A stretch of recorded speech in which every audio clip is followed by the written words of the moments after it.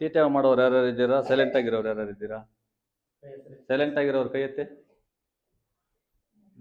Very good. ಮಾತಾಡ್ದೀರ ಇದ್ರೆ sir ಹೇಳ್ದಂಗೆ ಎಲ್ಲರಿಗೂ ಬ್ಯಾಕ್ ಬರುತ್ತೆ, ಇಲ್ಲಾಂದ್ರೆ ಬ್ಯಾಕ್ ಕೊಡಲ್ಲ. ಆಗ್ಬೋದಾ? ಏನು ಮುಳಬಾಗಿಲು ತಾಲೂಕಿನ ಗಡಿ ಭಾಗದಲ್ಲಿರುವಂಥ ಮರವೆ ಮನೆ. ಈ ಮರವೆ ಮನೆ ಅಂದರೆ ನಮ್ಮ ಅತ್ತೆ ಅವ್ರ ಸ್ವಂತ ಊರಿದು, ತವ್ರ ಮನೆ. ಇಲ್ಲಿಂದ ಸುಮಾರು 40 ವರ್ಷದ ಬಂದವೆ ಈ ಊರಿಗೂ ನಮಗೂ. ಬಟ್ ಇವತ್ತು ಗೊತ್ತಾಗಿದೆ ಏನಂದರೆ, ನಮ್ಮ ಬ್ರದರು ತ್ಯಾಗರಾಜ್ ಅವ್ರು ನಾನು ನೆಂಗ್ಲಿ ಅಂದ್ಕೊಂಡೇ ಇದ್ದೆ, ಇವತ್ತು ಗೊತ್ತಿರಲಿಲ್ಲ. ನನಗೆ ಈ ಊರಲ್ಲಿ ಕಾರ್ಯಕ್ರಮ ಮಾಡೋಕ್ಕೆ ಭಾಳ ಖುಷಿ ಆಯಿತು. ನಮ್ಮ ಚೆನ್ನಪ್ಪ ಸಾರು 1 ತಿಂಗಳಿಂದ ಏನು ನಾನು ಡಿಮ್ಯಾಂಡ್ ಮಾಡಿಲ್ಲ, ತಿಂಗಳ ಹಿಂದ್ಗಡೆ ಕೇಳಿದ್ರು, ನಮ್ಮ ಶಾಲೆಗೆ ಮಾಡಬೇಕು ಸಂಗೊಳ್ಳಿ ಹಿಂಗೆ ಅಂದರು. ಸರ್ ಖಂಡಿತ ಮಾಡೋಣ ಸರ್ ಅಂತ ಹೇಳಿದ್ವಿ. ಇವತ್ತು ಇಷ್ಟೊಂದು ನೋಡಿದ್ರೆ ನನಗೂ ಖುಷಿ ಆಗ್ತಾ ಇದೆ.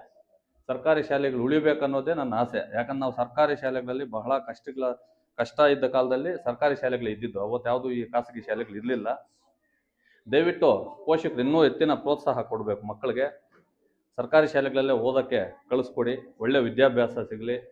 ನಾನು ಮುಖ್ಯವಾಗಿ ಹೇಳೋದು ಏನಪ್ಪ ಅಂದರೆ, ಈ ಸೀಸನ್ ಬಂತು ಅಂದರೆ ಮಕ್ಕಳನ್ನ ಈ ಕಾವಡಿಗಳು, ಅಯ್ಯಪ್ಪ ಸ್ವಾಮಿ ಮಾಲೆಗಳು, ಭಕ್ತಿ ಇರಬೇಕು, ದೇವ್ರು ನಂಬಬೇಕು. ಈ ಮೂಢನಂಬಿಕೆಗಳಿಗೆ ಜಾಸ್ತಿ ಹಳ್ಳಿಗಳ ಕಡೆ ಒತ್ತು ಕೊಡ್ತಾರೆ, ಅದು ಕೊಡೋ ರೀತಿ ಆಗಬಾರ್ದು. ಇದೇನೋ ಸ್ಕೂಲುಗಳು ಈ ಕಡೆಯಿಂದ ಆ ಕಡೆ ಚುಚ್ಚೋದು ಮಕ್ಕಳಿಗೆ, ಮತ್ತೊಂದು ಆಕ್ಟಿವಿಟೀಸ್ ಎಲ್ಲ ಮಾಡ್ತೀರಾ. ಮೂಢನಂಬಿಕೆಗಳಿಗೆ ಆದಷ್ಟು ಹಳ್ಳಿಗಳ ಕಡೆ ಹಿರಿಯರು ಇವಾಗ ಬಹಳ ಡೆವಲಪ್ಮೆಂಟ್ ಆಗಿದ್ದೀವಿ.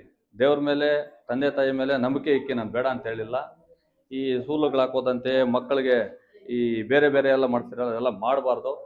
ಮಕ್ಕಳಿಗೆ ನಾನು ಹೇಳೋದೊಂದೇ, ಈಗ ತಮಿಳ್ನಾಡಲ್ಲಿ CM ಮಾಡಿದ್ದಾರೆ ರೀಸೆಂಟಾಗಿ, ಆ ಥರ ಆಗಬೇಕೆ ವಿನಃ ದೇವಸ್ಥಾನಗಳಲ್ಲಿ ಉಂಡಿಗೆಗಳು ಬೇಕಾಗಿಲ್ಲ.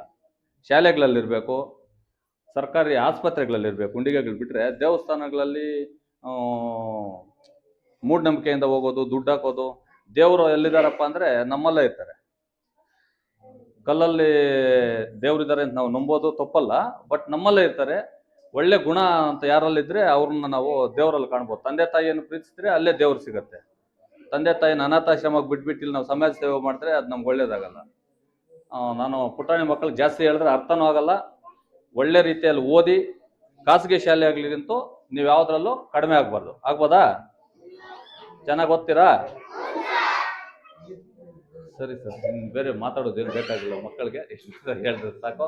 ಈ ಕಾರ್ಯಕ್ರಮಕ್ಕೆ ಕರೆಸಿ 2 ಮಾತು ಮಾತಾಡಲು ಅವಕಾಶ ಕೊಟ್ಟಂತ ಎಲ್ಲ ಹಿರಿಯರಿಗೂ ಹೊಂದಿಸಿ ನನ್ನ ಮಾತು ಮುಗಿಸ್ತಾ ಇದ್ದೀನಿ. ಜೈ ಹಿಂದ್, ಜೈ ಕರ್ನಾಟಕ.